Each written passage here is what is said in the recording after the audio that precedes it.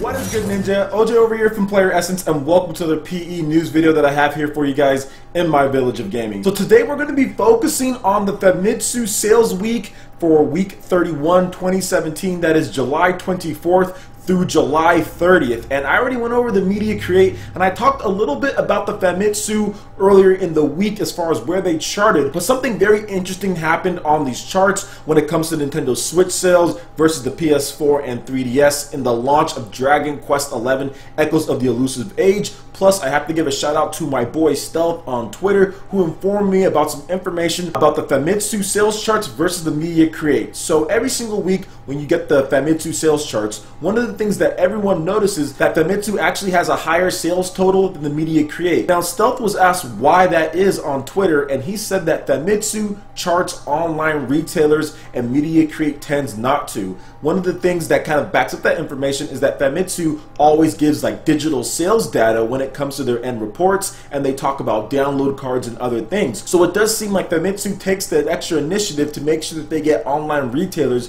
in terms of sales, and that actually provided a bump in Nintendo Switch sales and actually put it above the PlayStation 4 in Japan when it comes to the Famitsu sales charts. Now, I do want to go over this because Splatoon 2 also sold quite a bit more, and it makes sense if they're tracking online retailers like Amazon, who can ship 20 to 30,000 units a week at any given time, considering how big Amazon is around the world. Now, I'm not going to read off all the numbers here because they're pretty similar when it comes to the top 20, and Famitsu even goes into the top 30. We're at number 30. Freaking Mario Kart 7 was still there with nearly 2,000 units in 2017. But anyway, I will go over the top 3 because that's where the biggest as far as news goes. So Splatoon 2 was number 3, and that sold 129,439 units. At least that's where Famitsu tracked it at, and like I said, they're probably counting online sales there. That was around 29,000 more than what the media create had Splatoon 2 at. Splatoon 2 in the media create sales charts sold 100,000 for the same week, whereas on Famitsu it sold 129,000. So that's quite a bit of bump when you're talking about retailers there. 30,000 units,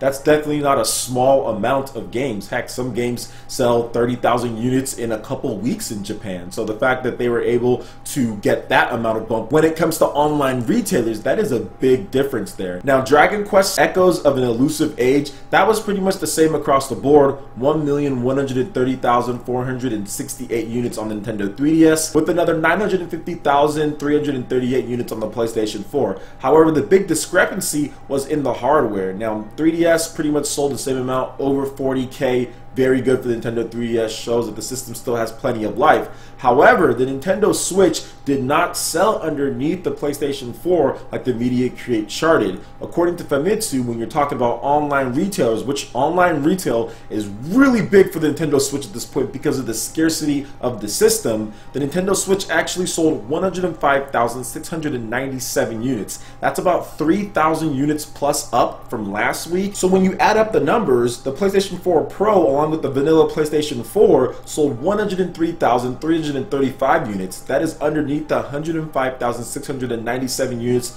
the Nintendo Switch sold. So even with Dragon Quest XI coming out for the PlayStation 4, and I know it came out for the 3DS as well, but still, big PlayStation 4 game, graphics, all that, Unreal Engine 4, big game from Square Enix on the home console, and the Nintendo Switch still outsold the PlayStation 4, which I didn't expect in either one of the charts. I thought the PlayStation 4 was going to beat the Nintendo Switch no matter what because of Dragon Quest XI Echoes of an Elusive Age. But I guess it really just goes to show you how powerful the handhelds are, because the Nintendo 3DS sold so much more when it comes to the actual system sales, and it's been on the market longer, plus they actually sold more units when it comes to the game as well. So that bodes very well for Nintendo going forward. What that says is that a big game like Dragon Quest that's a 2 million seller on day one really doesn't phase the Nintendo Switch. It will still sell its units. People are still excited to get it because it's essentially the best thing between a PlayStation 4 and a Nintendo 3DS. You're going to get those console style quality, but you're also going to get that portability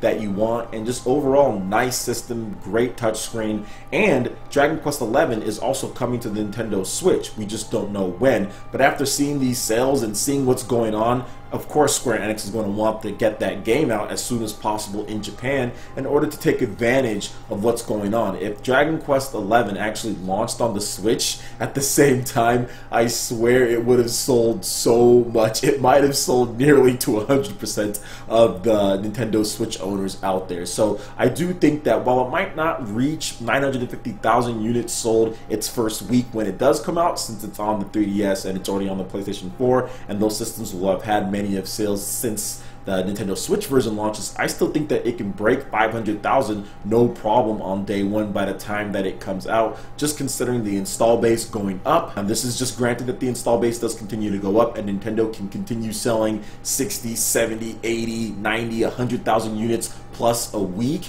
and then of course the holiday season is big as well. Then yeah, I definitely think 500,000 units pretty much in the first week would be attainable. What do you guys think about this news here? Do you guys find it strange, or do you guys find it surprising that Dragon Quest XI didn't help push the PlayStation 4 past the Nintendo Switch on all the different charts? Do you feel that that was expected considering the stock situation with the Switch and how many people want to get one, and Splatoon 2 still being a system seller along with Mario Kart and other games? I would really love to hear you guys' opinion on this. And when do you guys feel Dragon Quest XI is going to come to the Switch? There's been speculation about potentially a fall Nintendo Direct. We've heard stuff about Virtuous, or whatever that developer is that did Final Fantasy XII The Zodiac Age, porting over a game to Nintendo Switch. We don't know if it will be that game, but it just seems to me like there's so much positive momentum when it comes to the system. You're looking at the sales chart, you're looking at what developers want to do, especially in Japan. You've got big games like Fire Emblem, you have Monster Hunter coming up, and really the sales doesn't seem to be stopping anytime soon. So what do you guys think the sales prospect of this is, and are you guys excited for Dragon Quest XI?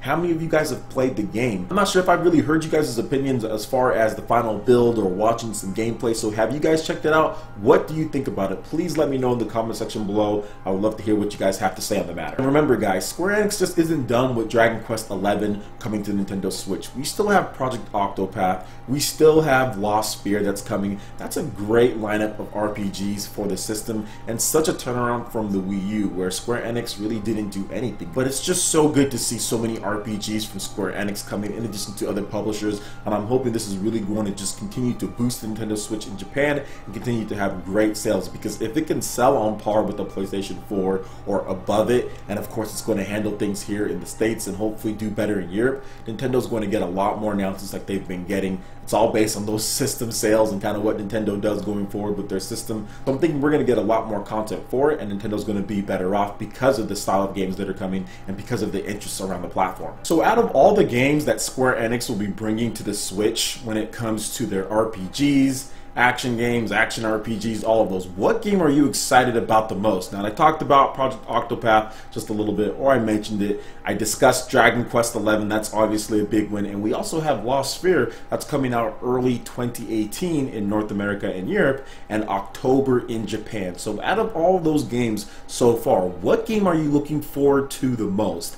If I had to rank them, I'm seriously thinking about putting Project Octopath above Dragon Quest XI, just because Project Octopath, it's made by the same people who did Bravely Default, and it just looks amazing. The art style is so good. It has like that realistic dark tone to it, but then like 3D pixel graphics. I haven't seen anything like Project Octopath like ever. It's such a unique looking game, and the Bravely Default team, they are amazing. That is Silicon Studio. They are just so good. They are so good at what they do. Obviously, Bravely Default was an amazing game. Bravely Default End Layer was also very good. So yeah, I'm really looking forward to Project Octopath probably the most. Then I would say Dragon Quest XI, just because that game just looks phenomenal. Can't pass up how good it looks, the classic combat, all the different side quests and stories, and the characters just look so animated and pop out, and they're vibrant. It has tons of color. Everything about the game, Unreal Engine 4, there's just so much. So I have to put it right below Project Octopath, right there. Then I'd probably say Lost Sphere is the next one. Now, if we can get a confirmation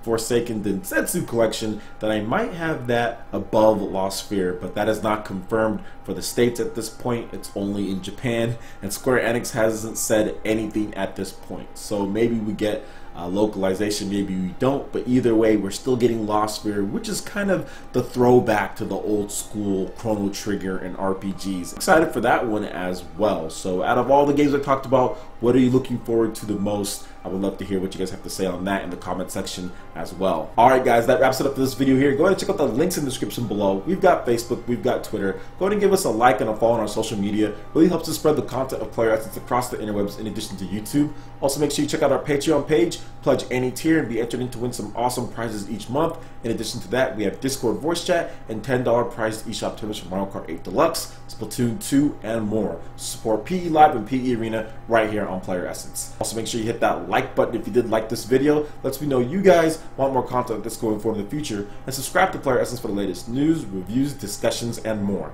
Thank you so much for watching, and we'll catch you ninja for the next video. Peace.